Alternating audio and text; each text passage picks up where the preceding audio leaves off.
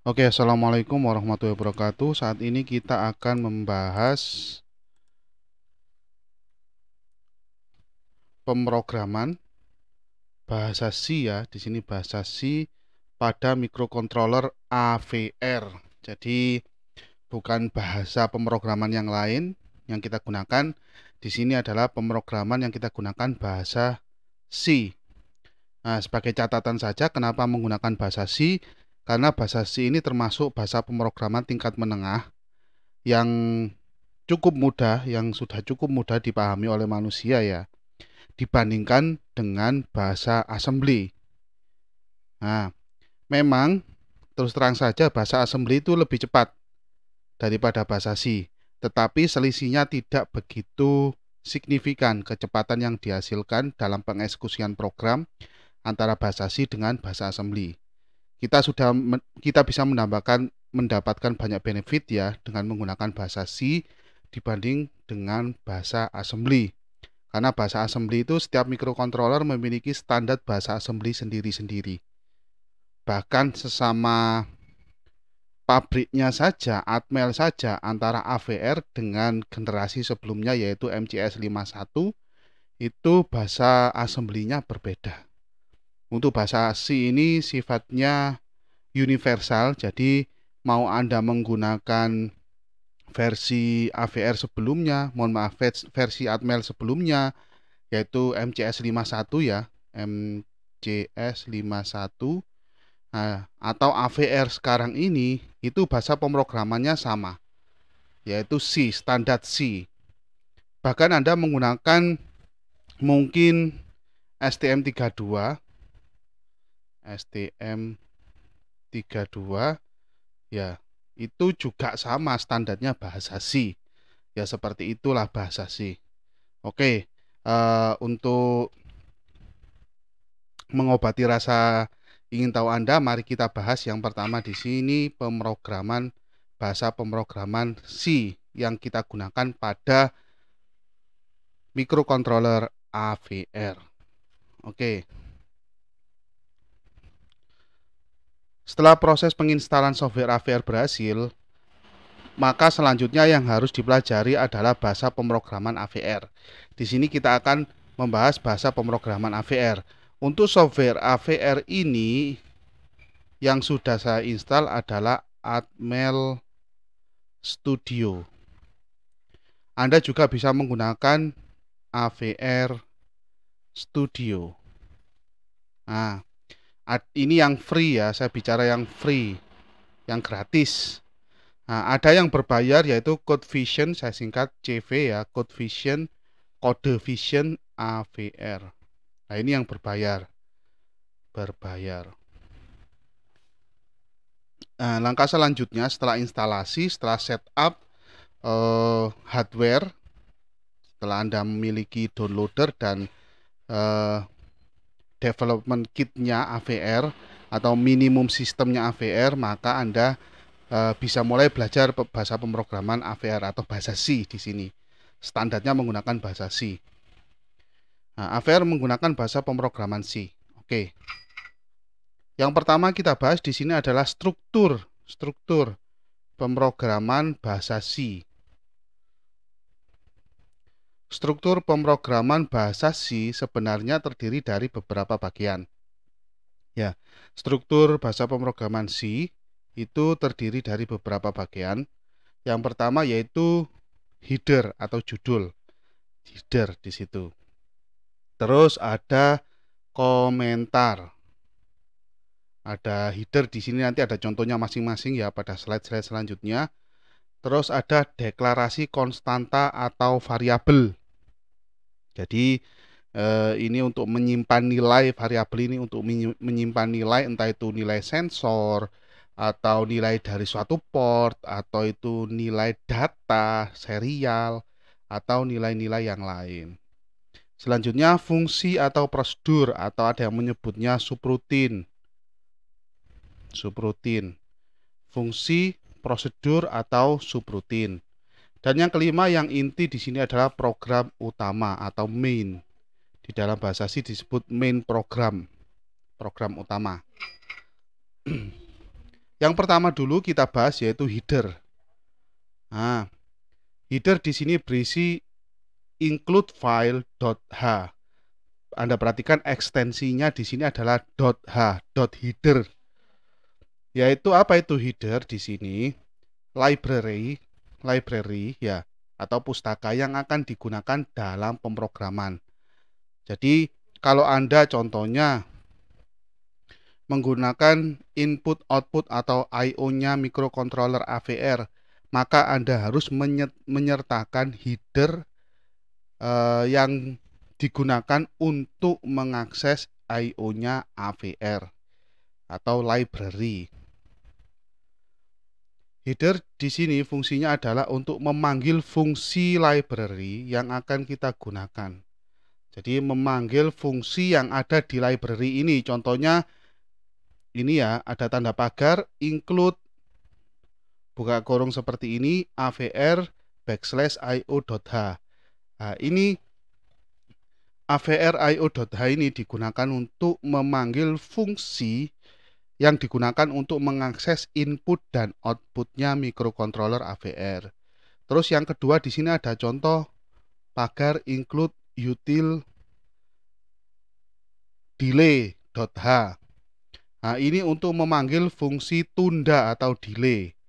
Nah, ini memanggil fungsi ya, IO, dan ini untuk memanggil fungsi apa ini, delay atau tunda. Nah, seperti itu. Itu yang pertama, header biasanya paling atas sendiri. Yang pertama itu header biasanya seperti itu. Oke, selanjutnya yang nomor 2 tadi kita lihat di situ ada komentar. Nah, ini komen atau komentar. Komentar di sini adalah digunakan sebagai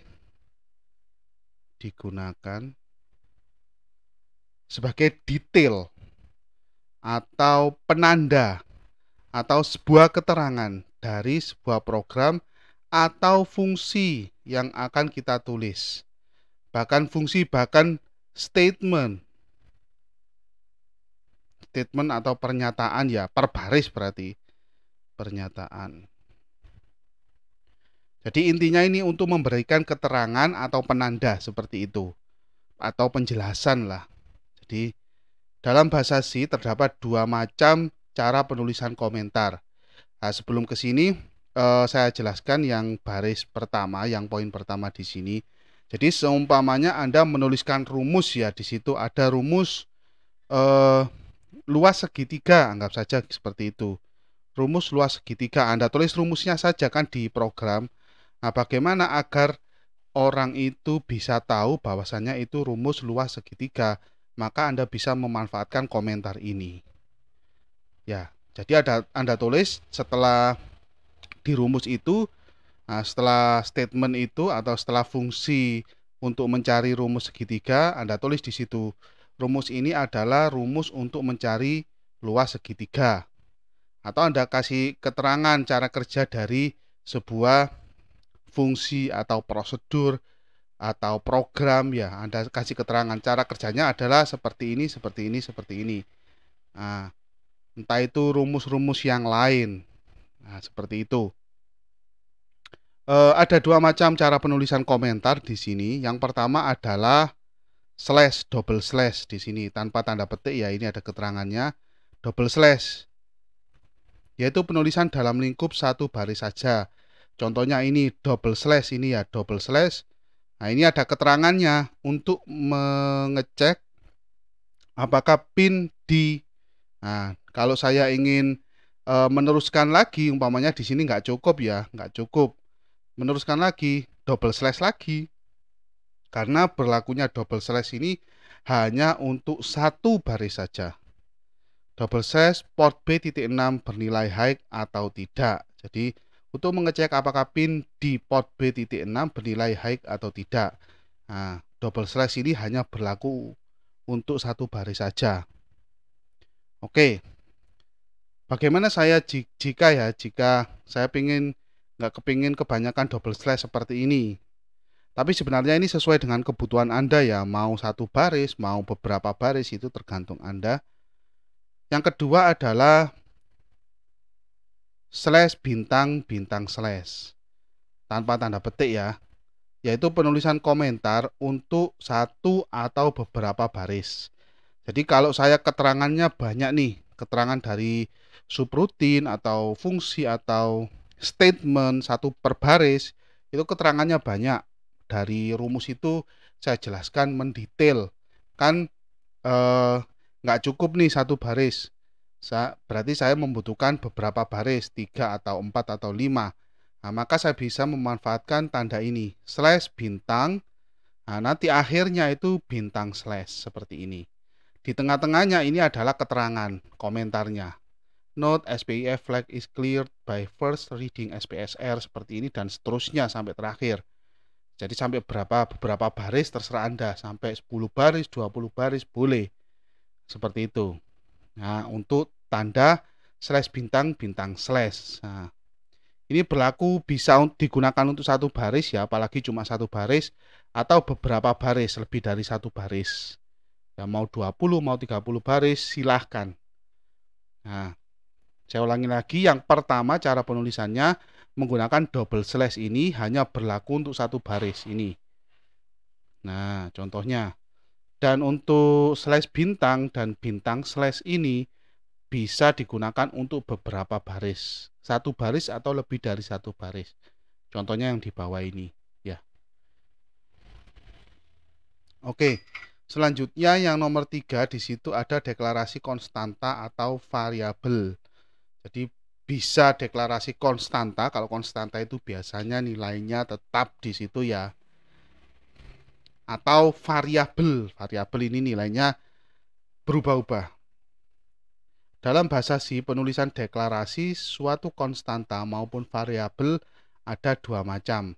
Penulisan deklarasi suatu konstanta, yang pertama konstanta, nah, yang kedua ada variabel, ada dua macam penulisannya.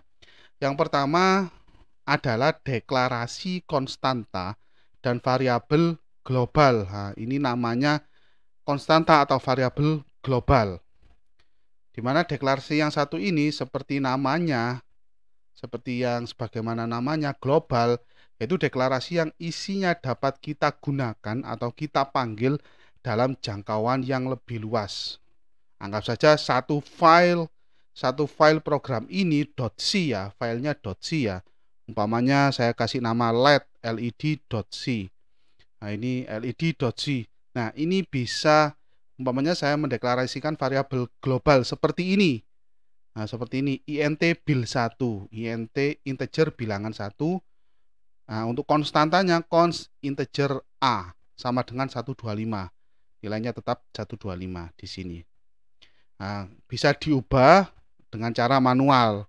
Tetapi selama program berjalan, nilai konstanta ini pasti tetap 125.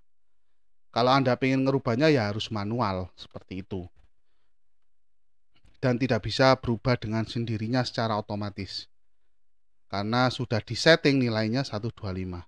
Oke, jadi untuk ruang lingkup dari variabel global ini luas, jangkauannya luas, yaitu bisa sampai satu file ini. Satu file, anggap saja nama file saya atau nama program saya itu led.c. Nah, itu bisa kita gunakan variabel bil1 dan a ini, konstanta a ini.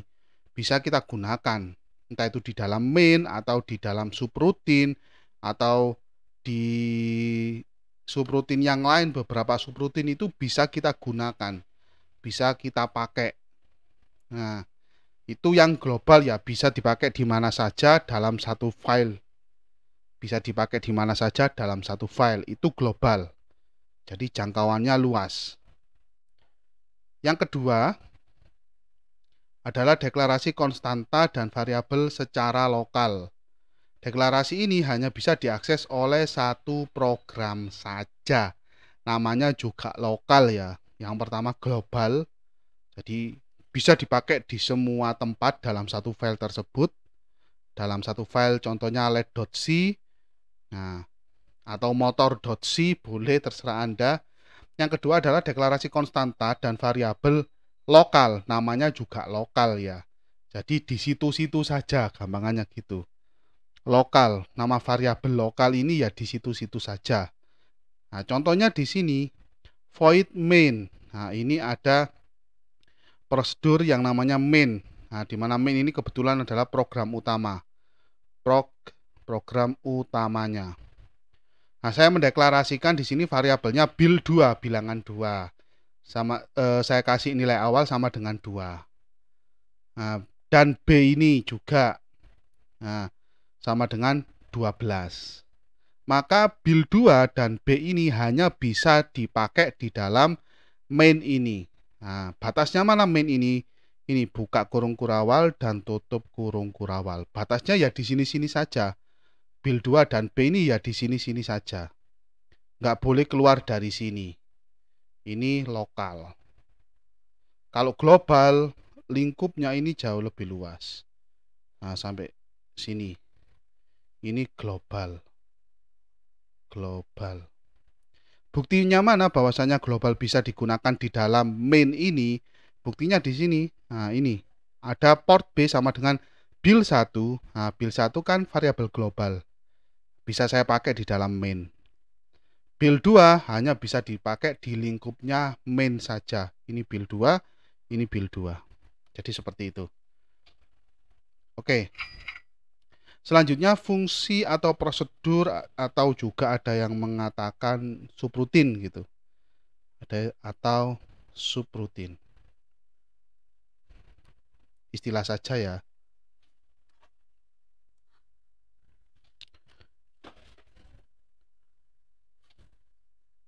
Dalam bahasa C terdapat istilah fungsi atau prosedur.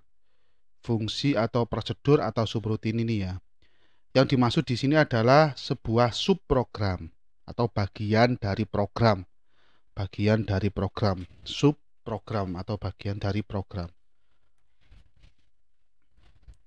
Dalam pembuatan sebuah program yang memiliki fungsi yang banyak, atau dalam membangun, ada dalamnya ya, dalam membangun suatu program yang besar atau kompleks ya, terutama dalam membangun sebuah program yang kompleks, fitur subprogram ini atau prosedur ini akan sangat membantu programmer maupun developer atau pengembang dalam proses maintenance program tersebut. Yang pertama dalam proses maintenance, dan tidak lupa lagi dalam proses membantu dalam proses upgrade program. Ya, dalam upgrade program itu penting sekali jika ada permintaan dari, anggap saja dari customer untuk mengupgrade suatu program tersebut, maka akan jauh lebih mudah jika Anda menggunakan fitur subprogram atau subrutin atau fungsi. Jadi seperti itu. Itu fungsinya Anda atau kegunaan dari fungsi atau prosedur atau subrutin. Mempermudah dalam maintenance salah satunya, dan mempermudah dalam upgrade. Subprogram di sini bekerja sendiri ya, bekerja secara independen. Kita hanya perlu memanggil fungsi subprogram. Dalam main program atau program utama. Ini main program. Sesuai dengan kebutuhan. Kalau kebutuhannya manggilnya cuma sekali, ya sekali saja. Kalau memang butuhnya dipanggil beberapa kali, ya dipanggil beberapa kali. Sesuai dengan kebutuhan saja. Adapun contohnya sebagai berikut. Di sini kita punya fungsi atau prosedur void, ini I2C underscore stop. Jadi kita punya fungsi I2C stop yang berguna untuk menghentikan komunikasi I2C di sini. Dan di dalamnya terdapat beberapa baris program ya, statement lebih tepatnya. beberapa baris statement. Di sini ada 2 baris statement atau pernyataan. Pertama, TWCR sama dengan 1, ini geser kiri ya, geser kiri TWSTO, diorkan 1 geser kiri TWINT, diorkan 1 geser kiri TWEN. Jadi seperti itu contoh. Nah, perlu dilihat di sini. Di sini ada kata kunci void. Kata kunci void dalam fungsi tersebut. Kata kunci void ini menunjukkan bahwa fungsi tersebut atau prosedur tersebut tidak memiliki nilai balik atau return value. Jadi void ini menunjukkan bahwasanya fungsi atau prosedur tersebut tidak memiliki nilai balik atau return value. Tidak memiliki return value. Jadi seperti itu. Ya udah, fungsi ini berjalan begitu saja. Setelah mengakses statement yang pertama, menjalankan statement yang pertama, terus menjalankan statement yang kedua, ya udah selesai seperti itu saja.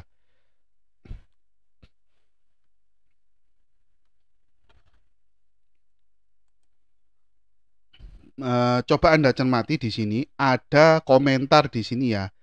Komentar slash bintang dan bintang slash. Ada 3 baris di sini. Nah, ini untuk slash bintang dan bintang slash ini digunakan cuma 1 baris saja. Dan hal ini nggak ada masalah, mau digunakan 1 baris, mau digunakan lebih dari 1 baris, itu terserah programmernya. Di sini juga Anda bisa menggunakan slash 2 kali gini saja sudah cukup, tanpa harus menggunakan ini. Tetapi nggak ada masalah dan tidak berpengaruh pada program yang Anda jalankan nanti. Ini cuma komentar atau keterangan saja.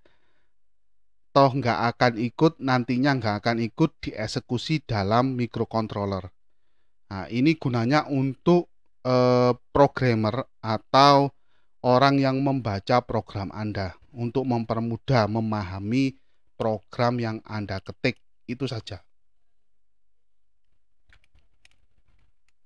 Oke, kita lanjutkan. Ini contoh lain dari fungsi atau prosedur. Nah, di sini ada char I2C read ACK. Tujuannya untuk membaca ACK, Nah, perlu Anda perhatikan di awal sini, di awal fungsi ini, yang pertama tadi kan void. Nah, sekarang ini char. Nah, perlu diperhatikan bahwasannya kalau seperti ini, ya char ini berarti menunjukkan fungsi atau prosedur ini memiliki nilai balik atau return value. Nah, jadi kalau ada char-nya seperti ini, dia memiliki return value. Nah, kita lihat di sini ada 1 statement atau pernyataan, dan ini statement yang kedua, dan yang terakhir ini sebenarnya harus ada spasinya ya, spasi return TWDR. Berarti dia akan menghasilkan nilai balik TWDR ini. Jadi seperti itu, ada nilai baliknya dari fungsi atau prosedur ini. Oke, itu contoh yang kedua dari fungsi atau prosedur. Sekarang contoh yang ketiga dari fungsi atau prosedur.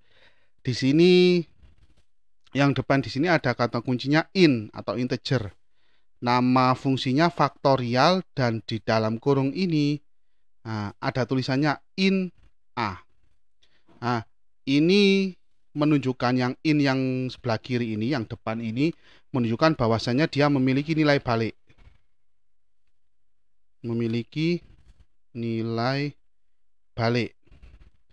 In yang ada di dalam kurung ini sebelah kanan ini menunjukkan parameter.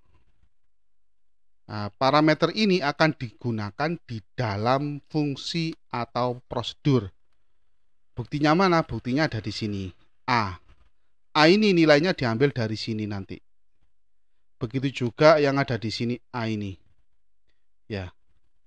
Ini juga ada A. Itu diambil dari sini. Nah, selanjutnya karena dia kata kunci yang paling kiri ini in, maka dia memiliki nilai balik atau return value. Buktinya di mana? Di sini. Return 1, ini return A kali faktorial dalam kurung A-1. Nah, ini program rekursi ya. Program rekursi. Dia memanggil fungsinya, memanggil dirinya sendiri. Memanggil fungsi itu sendiri. Di sini faktorial, di sini namanya faktorial. Ini namanya rekursi gitu. Yang penting Anda paham di sini bahwasanya suatu fungsi itu bisa tidak memiliki nilai balik sama sekali dan tidak memiliki parameter. Yang kedua, dia bisa memiliki nilai balik seperti yang contoh di sini. Dan yang ketiga, dia bisa memiliki nilai balik dan memiliki parameter seperti contoh di sini. Nah, ini ada 3 contoh yang berbeda mengenai fungsi atau prosedur.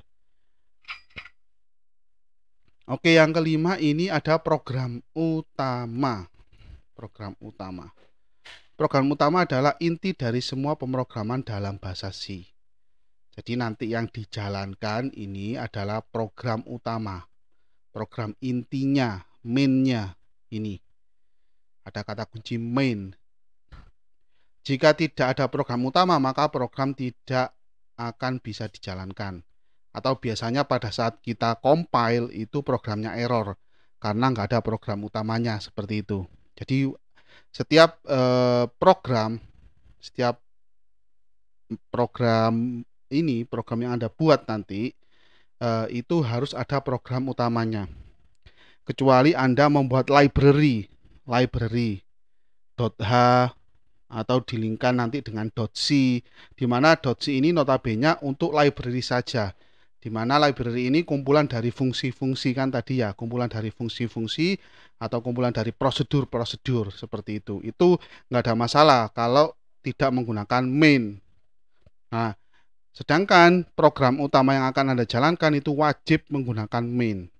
Itu aturan dalam bahasa C seperti itu. Kalau tidak ada, maka pada saat Anda compile itu pasti error. Seperti itu. Contohnya void main di sini. Void main, nah, buka kurung, tutup kurung. Di sini ada kurung kurawal sebagai batas awalnya dan batas akhirnya di sini. Terus dijalankan di sini ada inbuild 2 sampai ke bawah. Nah, sampai di sini. Ini program utamanya yang akan dieksekusi. Program utama yang akan dieksekusi. Kalau ada ditampilkan di LED ya ditampilkan di LED atau ditampilkan di LCD juga nggak ada masalah, tergantung isi dari program utama tersebut. Selanjutnya ada versi lain, di sini kan ada main, yang penting ada mainnya ini. Yang di sini ada in main. Di sini juga program utama sama, ini versi 1, ini versi 2. Nah, program utama juga di sini ada deklarasi variabel ya, deklarasi variabel, dan di sini ada inisialisasi LCD dan SPI. Init ini singkatan dari inisialisasi. Nah, terus di sini ada kita nulis LCD string XY, nulis seperti ini dan juga nulis seperti ini. Nah, yang membuat beda antara program utama yang nomor 1 dan nomor 2 ini di sini. Nah, di sini ada while 1. While kan termasuk perulangan kan ya. Looping, termasuk looping. Nah, di sini ada 1. Nah, kalau ada 1 berarti nilai ini kan tidak pernah berubah 1 ini. Berarti di dalam while ini mulai buka kurung yang ini dan tutup kurung yang ini, itu akan dieksekusi terus-menerus.